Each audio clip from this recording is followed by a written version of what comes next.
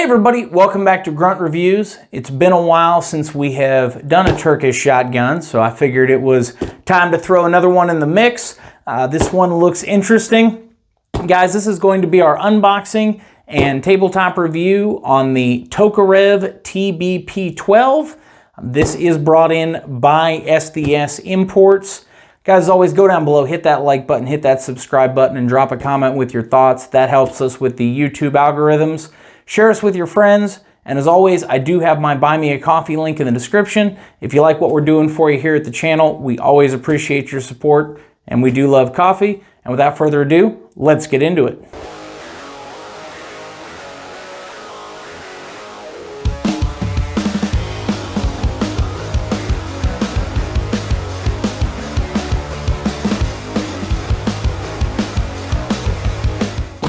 Getting right into this bad boy, of course we can see it comes in a basic cardboard box here. We have the shotgun itself. Let's take a look here. Looks like they taped some of this stuff up. Get this out of the way. So,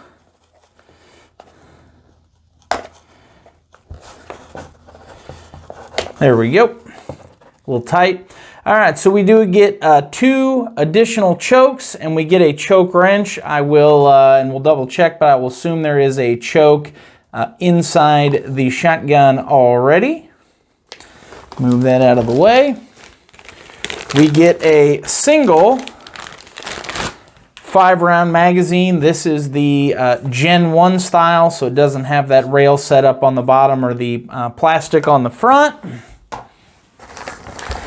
We have the flip-up sights here, both the front and the rear. Get this separated out here. Are adjustable, and these do look like the newer style ones, so they do flip from a ring sight. Should flip, I could be wrong. Oh, sorry, these are the other style. So that is actually going to work as a backup sight when they're flipped down, just a U-notch. And then this will flip up into a ring sight rear. We do get a second gas piston, and this one is marked heavy load, so this is going to be your magnum gas piston if you are running buckshot, slug, anything heavy like that. All right, we've got what appears to be the standard barrel wrench here. Usually it's one piece, but this has got both sides to it. Or I should say usually it's one long hook. And get this thing freed from its bonds here. So we do have just a little basic instruction manual here. I will get this bad boy out of the way. And then of course we do have the shotgun itself. I'm going to get this pulled out and we're going to get zoomed in so we can take a closer look. All right, so jumping right into this bad boy here. We do have, did grab it off the bottom, we do have the charging handle, and it is very similar to some of the other Turkish shotguns we've done, in that you can move it strong side to weak side there, so it is a reversible charging handle. Let me get this chamber flag out of the way here. All right. So first thing I will notice right offhand is this thing does have a spot for a cheek riser. We can see it there on both sides, but it does not include the cheek riser, which is kind of a nice departure. I've always thought these cheek risers were kind of worthless on the Turkish shotguns as the optics platform sits so high anyway. But it is interesting that they left the cutout without actually including the riser itself. Starting with the front, we do have a choke pre-installed there. This is a little bit over an 18-inch barrel. Obviously, barrel nut looks pretty standard, is removed with a wrench. The upper is a polymer upper for the front half, and then obviously we have a metal receiver and chamber assembly in the rear. Do have a couple of M-LOK slots that are actually usable. So the reason I cycle that, some of these, you'll see things moving underneath them and you can't actually use the M-LOK slots. On the bottom, we do have pick to add the foregrip or angled foregrip of your choice. And we do have 2 additional M-LOK slots on the other side. Some venting here on the top, and then we do have this full-length polymer top rail as well, and it does have just a little bit of a riser look to it, if you will, with those vent-type holes. Bolt does appear to be a chrome or a nickel boron coated bolt.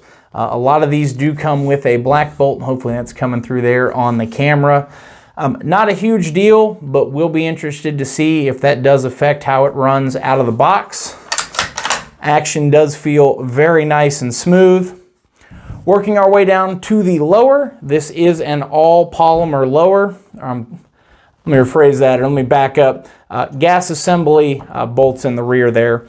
Bolt is does appear to be nitrided, but this gas assembly, let me correct myself there, is either a chrome or a nickel boron coated.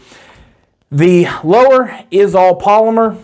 Does have a single-sided safety, 90 degree there in that AR location. Do have a standard AR style bolt catch there and a magazine release over on the right side. This is not set up for ambi use. This one, the grip is all built into the lower. There is no, you lose the ability, if you will, versus some of these to change over to another AR style grip. And then bottom, we do not have any storage or anything like that. It is just empty. Grip itself, very smooth up around the thumb area. And we do have just a little bit of a, almost like a holster style texture there on the bottom with that single finger groove there. And it does feel okay in the hand. Could use to be maybe a little bit less grip angle, but overall not terrible. Something else I will point out, this does have that, that angled mag well cut to it. So if you're looking at possibly running something like a drum on this, just be aware that on some of these longer mag wells, the drums do not have enough clearance to lock all the way in. They won't actually work. Don't really like the drums on these to start with. They end up getting real big and real awkward very, very quickly, but something to consider if that is important to you. All the way to the back, we do have a nice rubber butt pad here. Has a decent amount of squish and has some grip to it as well. We will jump right into the trigger here. So, trigger itself, bit heavy, bit long, very notchy. Out of the box, we've got a wall there and a brake. Reset that. Very audible reset. Back up on that wall with some notchiness. And a brake, and one more. Third time can be the charm. Reset, wall, brake. So overall, not a bad trigger. Does feel just a little bit heavy, but should be very, very usable. And a little bit extra weight is not something terrible to have in a higher recoiling platform like a shotgun. Let me grab my scale here. And as always, we are going to grab a weight on this bad boy. We'll clear it out. All right, and hopefully that pops up in the camera. We are looking at 6 pounds and 14 ounces. Let me scoot this over. Hopefully that will come through there. And then with an empty magazine, puts us at 7 pounds, 9 ounces. So should be somewhere a little bit over 8 pounds with a full 5-round magazine loaded with shells. As always, last thing we're going to do here is we are going to get a weight on this trigger for those of you that are interested. So we'll get this reset. I've got my handy dandy Lyman digital trigger gauge that makes an appearance in almost every video.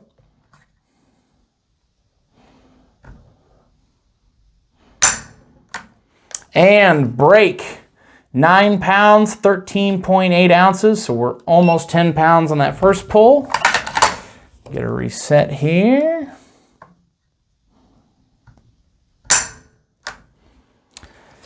£10, 1.6 ounces. And last one. 10 pounds and 1/8 of an ounce. Hopefully you can see that. Let me grab one more. So I got a little premature on that one.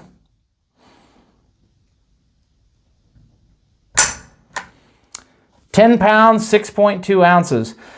So high to low, I'm going to say roughly decent average. We're looking about 10 pounds, and it does seem to be relatively consistent in that 10-pound range. All in all, I'll get you one more. Not a terrible trigger. I can't talk today, but definitely has a bit of weight to it. If you've ever shot something like an old FAL, feels kind of like that old school military combat trigger. So would be nice if they had cleaned that up just a little bit, maybe a little bit less weight, maybe in the 6 range. But all in all, for an inexpensive shotgun, initial impressions does feel relatively solid. Even the polymer front end, you don't feel any flex. It doesn't feel cheap, I guess is the best way to put it. Obviously, these things are coming in and around the $300 mark, give or take.